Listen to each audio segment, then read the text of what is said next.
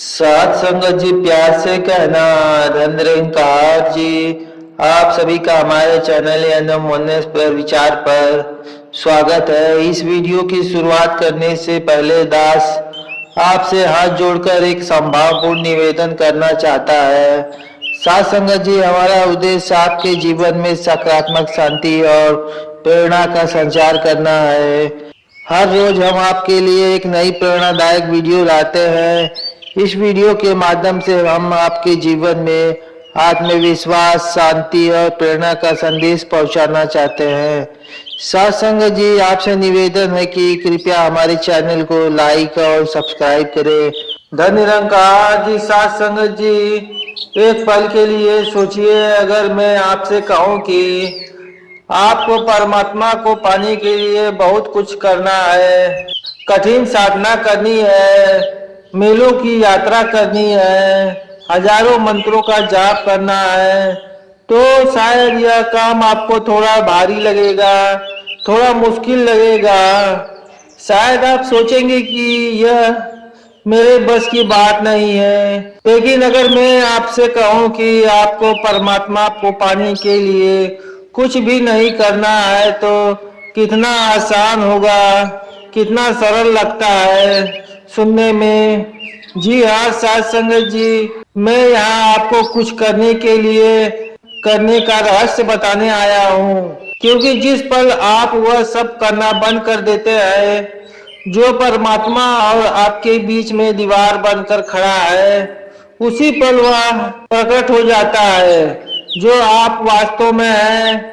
आपका स्वरूप ही परमात्मा है और आप अपने स्वरूप को उपलब्ध हो जाते हैं।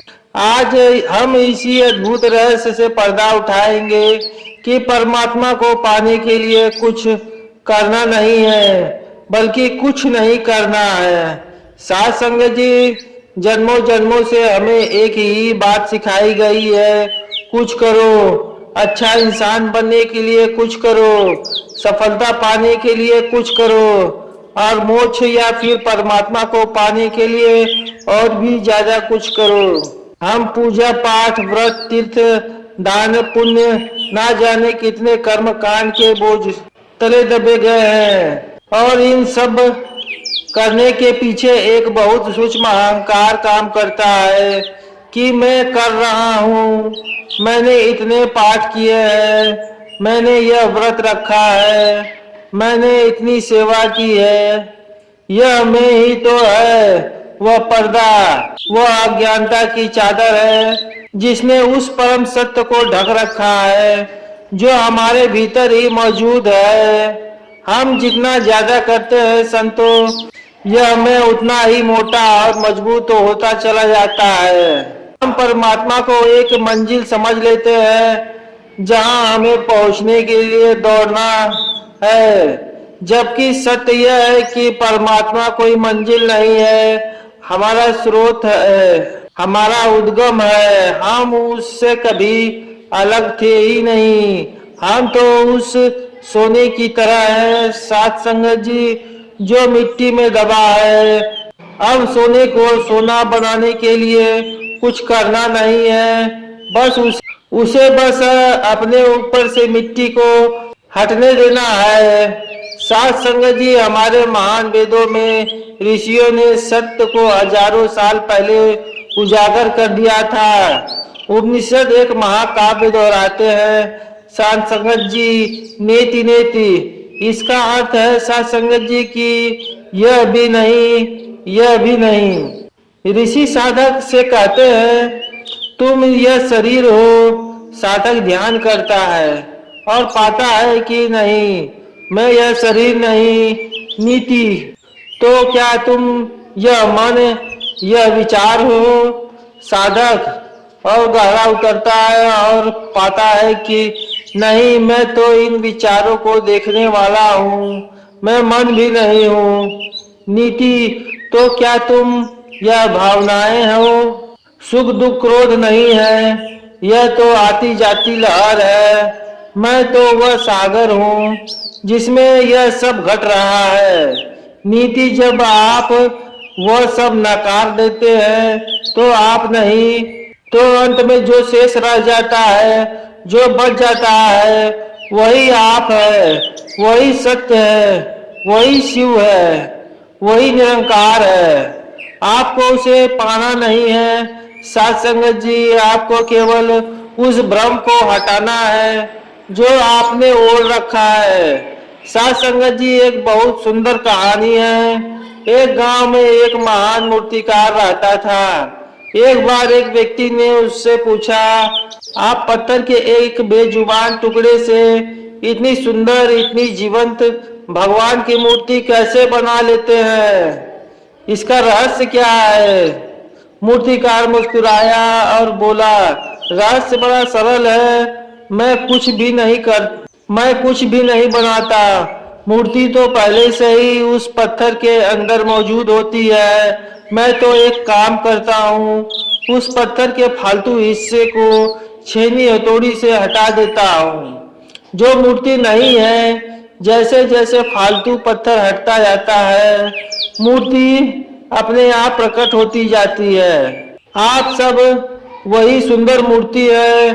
साध संगत जी, शिव स्वरूप है, निरंकार का अंश है। लेकिन जन्मों जन्मों से हमारे ऊपर भी अहंकार, माया, झूठ, निंदा, मोह, वासना जैसे कितने ही फालतू पत्थर की परतें जम गई हैं। जो कुछ नहीं करने का अर्थ आलसी होकर बैठ जाना नहीं, कुछ नहीं करने का अर्थ है साध संगत जी, इन फालतू पत्थरों को अपने ऊपर चढ़ने मत दो।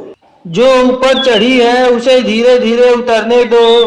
कुछ नहीं करना मतलब झूठ मत बोलो, निंदा मत करो, किसी का दिल मत दुखाओ, अहंकार मत करो, मोह और आसक्ति मत करो, माया में मत फंसो। साथ संगत जी, अधर्म मत करो। जो जो चीजें इस परमात्मा से दूर करती है, उन सभी चीजों को मत करो। आप बस यह निरंकार आप बस यह नकारात्मक कर्म करना बंद कर दीजिए। आप चोरी करना छोड़ दीजिए। आपको ईमानदारी करनी नहीं पड़ेगी। ईमानदारी आपका स्वभाव है, वह प्रकट हो जाएगी। आप नफरत करना छोड़ दीजिए। प्रेम करना नहीं पड़ेगा। प्रेम आपका स्वभाव है, वह बहने लगेगा। तो साथ संगत जी, यात्रा कुछ बनने की नहीं बल्कि कुछ जो आप नहीं है उसे मिटाने की है। यह यात्रा कुछ पकड़ने की नहीं बल्कि जो व्यर्थ पकड़ा हुआ है उसे छोड़ने की है। लेकिन साथ संगत जी, यह छोड़ना कैसे है? इस ना करने की कला को जीवन में कैसे साधना है? और पूरी यात्रा में एक पूर्ण सद्गुरु की कृपा का क्या महत्व है? इन सभी गहरे प्रश्नों पर हम विस्तार से चर्चा करते हैं। तो साथ संगत जी, जब तक हमने यह जाना कि परमात्मा को पाने के लिए हमें कुछ जोड़ना नहीं है बल्कि सिर्फ घटाना है, उन परतों को हटाना है जिन्होंने हमारे असली स्वरूप, हमारे शिवत्व को ढक रखा है। लेकिन यहाँ एक स्वाभाविक प्रश्न उठता है, यह सब छोड़ना कैसे है? यह ना करना कैसे संभव है? मन तो आदतों का गुलाम है, क्रोध आ ही जाता है। साथ संगत जी, चिंता हो ही जाती है, किसी के बारे में बुरा विचार मन में तैर ही जाता है। हम कोशिश करके भी इन सब से कैसे बचे, यह तो करने से भी ज्यादा मुश्किल लगता है। साथ संगत जी, इसका उत्तर बहुत ही सुंदर और सरल है। बड़े ध्यान से सुनना। आप अपने मन को एक बगीचे की तरह समझिए। इस बगीचे में प्रेम, करुणा, आनंद, शांति के सुंदर फूल खिलने की क्षमता है। यह इसका स्वभाव है। लेकिन साथ संगत जी, इसमें चिंता, नफरत, निंदा और अहंकार की खरपतवार भी उगती है। साथ संगत जी, जब आप बताइए, एक माली फूल को उगाने के लिए क्या करता है? वह फूलों को खींचकर बड़ा नहीं करता है, वह बस खरपतवार को हटाता है, जमीन को साफ रखता है और सही खाद पानी देता है। खरपतवार के हटते ही फूलों को खिलने की जगह अपने आप मिल जाती है। साथ संगत जी, कुछ नहीं करने का मतलब यही है कि आपने अपने मन के बगीचे में खरपतवार को पानी देना बंद कर दीजिए। आप चिंता करते हैं, यह एक खरपतवार है। जब भी आप भविष्य की कल्पना करके परेशान होते हैं, आप इस खरपतवार को पानी दे रहे होते हैं। आप किसी की निंदा करते हैं, यह एक खरपतवार है। जब भी आप किसी बुराई में रस लेते हैं, आप इसे और मजबूत कर रहे होते हैं। साथ संगत जी, आपको इन्हें जबरदस्ती उखाड़ फेंकने के लिए संघर्ष नहीं करना। आपको बस इन्हें पोषित करना, इन्हें ऊर्जा देना बंद कर देना है। जब कोई बुरा विचार आए तो उसमें उलझिए मत, उसे अपनी ऊर्जा मत दीजिए। वह बिना पानी के पौधे की तरह अपने आप सूख जाएगा। साध संगत जी, महान संत कबीर दास जी ने कितनी सरलता से इस सत्य को समझाया है। उन्होंने कहा है, बुरा को देखन में चला, बुरा न मिलिया कोई, जो दिल खोजा अपना, मुझसे बुरा न कोई। साथ संगत जी, इसका अर्थ है कि जब तक हम इस दुनिया में बुराई खोज रहे हैं, हम खरपतवार को ही देख रहे हैं, उसे अपने ही ऊर्जा दे रहे हैं। जिस दिन हम यह समझ जाते हैं कि सारी समस्या, क्रोध, घृणा, निंदा हमारे भीतर में से उग रही है, उसी पल हम उससे पोषित करना बंद कर देते हैं। हमारी दृष्टि बाहर से हटकर भीतर की ओर मुड़ जाती है। यही तो है कुछ नहीं करने की साधना।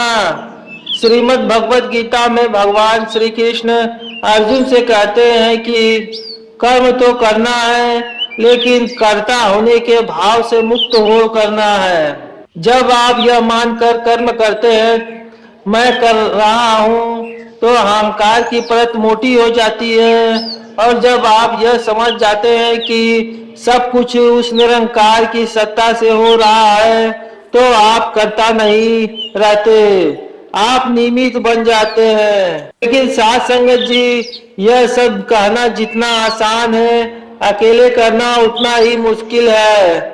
मन की आदतें तो इन परतों को हम अपनी सीमित शक्ति से नहीं हटा सकते। यह ठीक वैसा ही है जैसे कोई व्यक्ति अंधेरे कमरे में हो और बार बार फर्नीचर से टकरा रहा हो।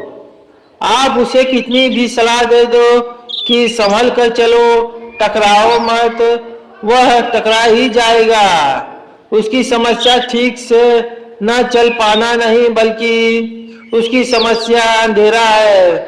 उसे टकराने से बचने के लिए कुछ करना नहीं, उसे बस एक काम की जरूरत है, कोई आकर कमरे की बत्ती जला दे। साथ संगत जी, हमारे जीवन में वह बत्ती चलाने का काम यह पूर्ण सद्गुरु कराते हैं। सद्गुरु हमें कोई लंबी चौड़ी क्रिया नहीं बताता, वह हमें इस निरंकार का बोध कराकर, ब्रह्म ज्ञान देकर हमारे भीतर का अंधकार ही समाप्त कर देता है।